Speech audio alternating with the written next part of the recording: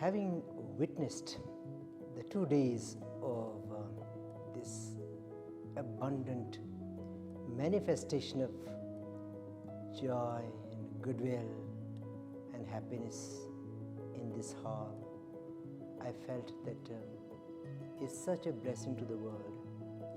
There is still so much of goodness in the world, so much of joy and so much of desire for each other's well-being.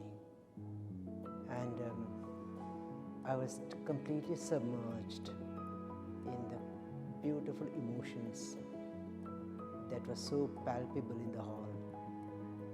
There were profound talks, great music, and indeed deep reflections. So for me it was a deeply, deeply humbling, ennobling, and fulfilling experience.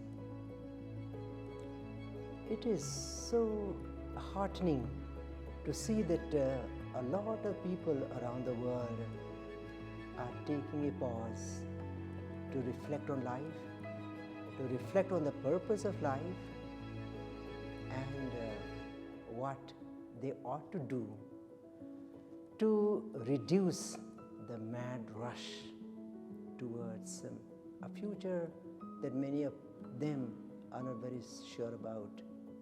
So there's a lot of effort at individual level, at institutional level, as well as at national level around the world to re-examine the purpose of development, the goal of life, and indeed what we ought to do to make this life much more sustainable, not only for the humans, but also for this planet Earth. So I think a lot of right steps are being taken, even though we ought to do a lot more, given the magnitude of the challenges that we face as the human of the species, pitted against an ailing Mother Earth.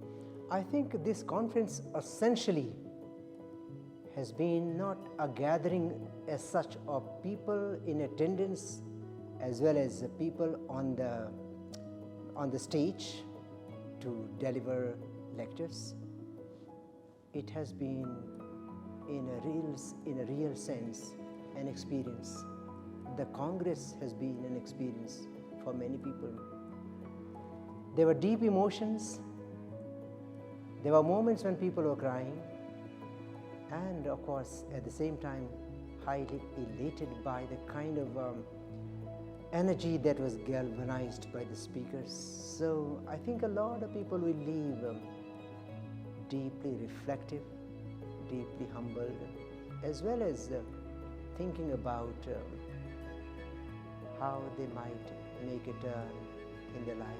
It may not be a transformation as such, but certainly people will be more reflective and they will think more about alternative ways of living our lives.